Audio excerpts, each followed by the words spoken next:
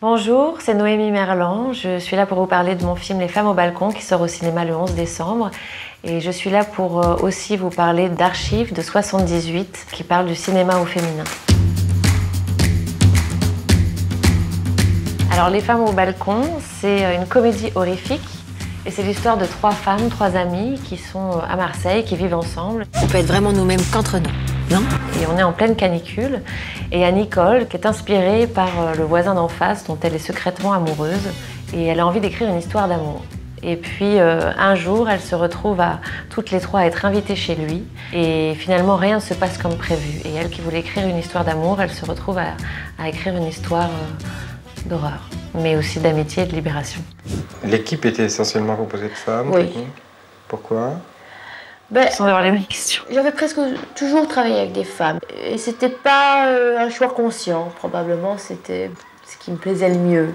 Tandis que pour Jeanne Dielman, je me suis dit, bon, c'était à l'époque, c'était en 74, 75, que c'était important de montrer que des femmes peuvent tenir tous les postes et qu'on fasse un film qui ait une tenue, une qualité comme les autres films. Bon, disons. Là, c'est très intéressant ce qu'elle dit. Déjà, on voit dans les questions et les réponses que c'est les mêmes aujourd'hui. Est-ce que vous avez l'impression que ça change, que plus de femmes... Parce que moi, on m'a posé la même question, donc vous êtes entouré que de femmes dans ce plateau. Est-ce qu'on pose ces questions aux réalisateurs hommes? Donc vous êtes entouré que d'hommes sur ce plateau? Non, ça n'arrive jamais. On se pose même pas la question, ça nous intéresse pas, on veut parler du film. C'est pas si facile pour les femmes de travailler dans le cinéma, dans des postes comme chef opératrice ou dans le son, enfin dans les postes qui ne sont pas traditionnellement réservés aux femmes, mais ça commence. C'est plus miraculeux, disons. Mais c'est vrai que ça montre en tout cas à quel point elle dit que ça commence à changer à l'époque. On est en 78 et là on est en 2024 et je continue moi-même dans mes réponses de dire ça commence à changer. Donc ça montre quand même qu'il y a un problème, mais on n'y est toujours pas encore du tout à cette égalité, que ce soit au niveau des salaires, de l'argent confié aux femmes pour faire des films ou des places dans les festivals ou même dans le nombre de réalisatrices qu'il y a qui font un film chaque année. Je peux pas dire les femmes. Je peux dire moi je. Je peux remarquer que dans certains films de femmes qui sont pas tout à fait colonisés, qui ont un regard qui est pas tout à fait colonisé, en général le rythme et les sujets, la perception sont différents des hommes, mais aussi différents de l'une à l'autre. Je ne crois pas qu'il va y avoir un cinéma des femmes et qu'on va retrouver des caractéristiques d'un film dans tous les autres films, etc. C'est marrant, mais tout est pareil.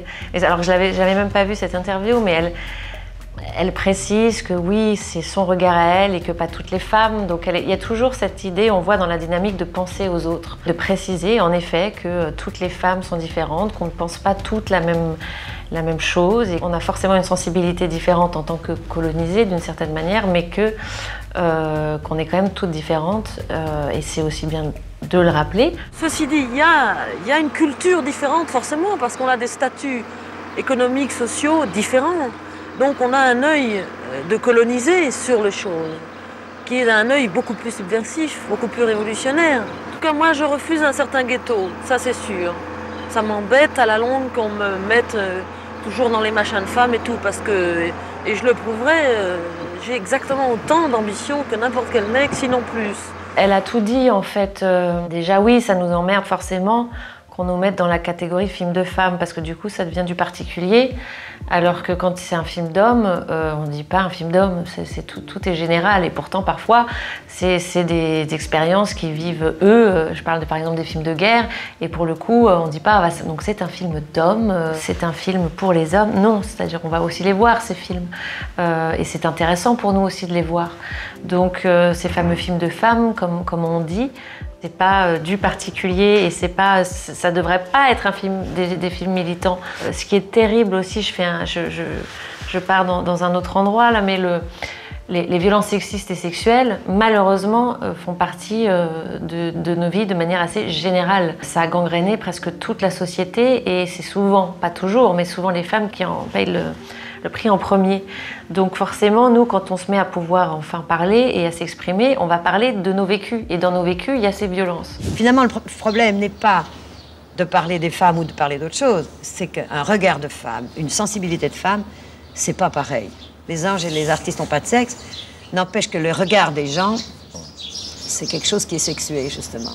Et je crois qu'un regard de femme sur la politique, sur, je sais pas, sur un paysage ou sur des sentiments n'est pas le même.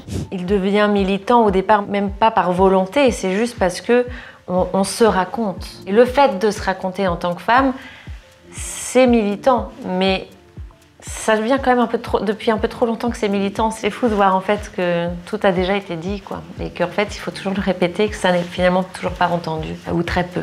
Le cinéma féminin, ça existe de plus en plus.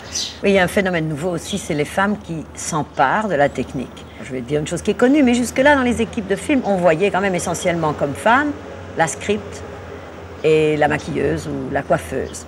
Et il y avait le côté comme ça, il faut bien qu'il y ait 2 petites femmes dans une équipe. Et enfin, c'était un peu la main au panier, le sourire, le charme et tout ça. Tu veux pas me donner un café cocotte? Bon. Bah, ma réaction, oui, c'est toujours la même. Moi, pareil, sur mon film, j'ai pris des techniciennes femmes pour les postes, enfin, presque tous les postes. C'est pas comme ce qu'elle dit, dans peu de temps, il y aurait un équilibre et qu'il y aurait une égalité. Bah, on n'y est pas, puisqu'on me note toujours le fait que j'ai des femmes à des postes importants.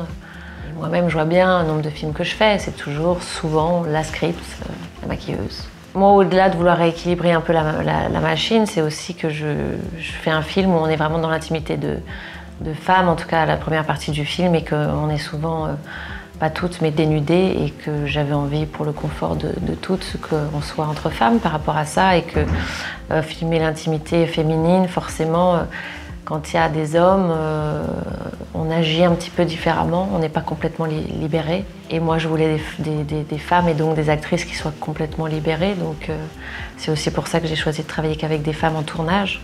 Ça peut être déprimant de regarder ces interviews aujourd'hui, quoi, parce qu'en fait, on se dit qu'il y a du boulot, quoi.